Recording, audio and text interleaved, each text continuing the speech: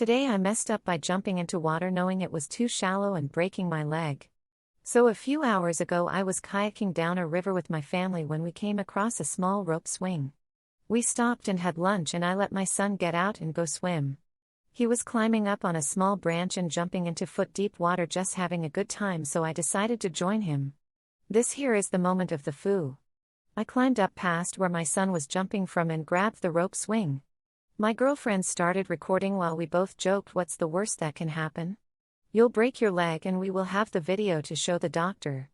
Haha yay, so I jump and hit the ground with a horrible pop sound. At this point I'm a 2-mile kayak trip from my vehicle.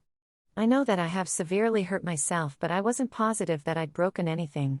So I have my girlfriend bring me my kayak because I wasn't able to put weight on my leg, and I start paddling the best I can back to my vehicle. As I reach the boat ramp, people help me up the ramp and I drive, with my left foot, to my house and drop off the trailer with the kayaks and I head to the So here I sit with my now broken leg, a video of me breaking it, and a new way of life I must adapt to. Too long. Didn't read. Stupidly broke my leg on video and now I'm stuck in crutches for at least 6 weeks. F my life. Edit, video now posted in my profile. Enjoy.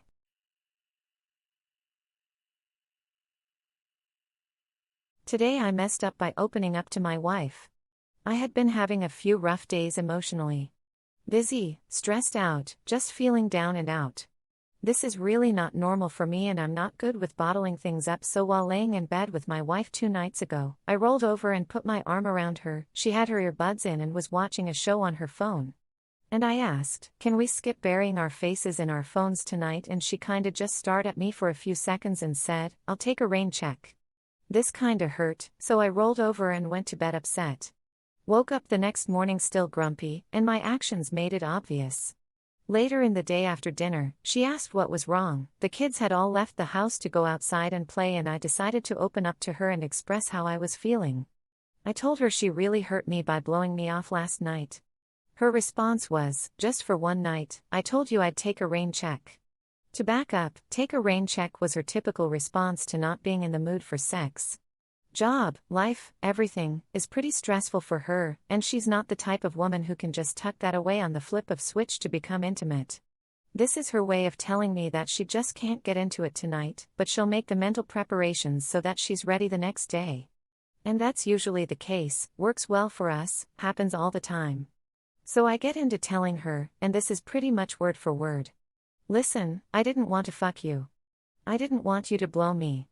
I just wanted to talk to you and have an adult conversation, to which there was a reply. From down the hall. From my 12-year-old son, guys. I'm here. In the bathroom too long. Didn't read. Opened up to my wife and tried to explain I didn't want to have sex with her, I just wanted to talk. I thought all the kids were outside, my 11-year-old son was in the bathroom and overheard it all in vulgar detail.